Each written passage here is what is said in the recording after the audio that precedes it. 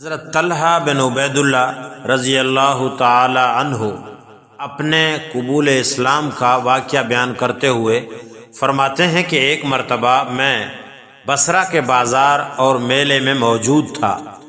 وہاں ایک پادری اپنے گرجا گھر کے بالا خانے میں رہتا تھا۔ اس نے ایک دن میرے سامنے لوگوں سے کہا، اس بازار اور میلے والوں سے پوچھو کہ کیا اس میں کوئی حرم میں رہنے والا ہے؟ میں نے کہا جی ہاں میں ہوں۔ پادری نے پوچھا، کیا احمد صلی اللہ علیہ وسلم کا ظہور ہو گیا ہے؟ میں نے دریافت کیا، احمد کون؟ پادری نے کہا، عبداللہ بن عبد المطلب کے بیٹے، اور یہ وہ مہینہ ہے جس میں ان کا ظہور ہوگا اور وہ آخری نبی ہیں۔ حرم مکہ میں ان کا ظہور ہوگا اور وہ ہجرت کر کے ایسی جگہ جائیں گے جہاں کھجوروں کے باغات ہوں گے، پتھریلی اور شریلی زمین ہوگی۔ کہیں ایسا نہ ہو کہ لوگ تو ان کا اتباع کر لیں اور تم ان سے پیچھے رہ جاؤ۔ پادری نے مجھے تفصیل سے مطلع کیا۔ اس کی بات میرے دل کو لگی اور میں وہاں سے تیزی سے چلا اور مکہ پہنچا، اور میں نے پوچھا مکے میں جا کر کہ کیا کوئی نئی بات پیش آئی ہے؟ لوگوں نے مجھے بتایا، ہاں، محمد بن عبداللہ جو امین کے لقب سے مشہور ہیں، انہوں نے نبوت کا دعویٰ کیا ہے، اور ابن ابی قحافہ حضرت ابو بکر رضی اللہ تعالیٰ عنہ نے ان کا اتباع کیا ہے۔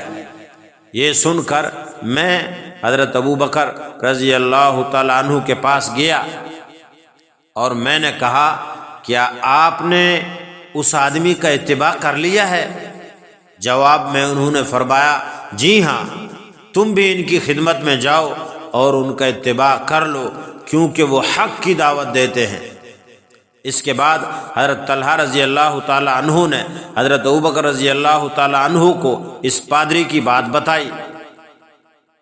حضرت ابوبکر رضی اللہ تعالی عنہ حضرت طلحہ رضی اللہ تعالی عنہ کو لے کر حضور اکرم صلی اللہ علیہ وسلم کی خدمت میں پہنچے۔ وہاں حضرت طلحہ رضی اللہ تعالی عنہ مسلمان ہو گئے۔ پھر انہوں نے حضور اکرم صلی اللہ علیہ وسلم کو بھی اس پادری کی بات بتائی، جس سے حضور اکرم صلی اللہ علیہ وسلم کو بہت خوشی ہوئی۔ جب حضرت ابوبکر اور حضرت طلحہ رضی اللہ تعالیٰ عنہما دونوں مسلمان ہو گئے تو ان دونوں نے نوفل بن خویلد بن العدویہ نے ان کو پکڑ لیا اور ایک رسی میں باندھ دیا، اور بنی تمیم نے ان دونوں کو نہ بچایا۔ نوفل بن خویلد کو مشیر قریش کہا جاتا تھا۔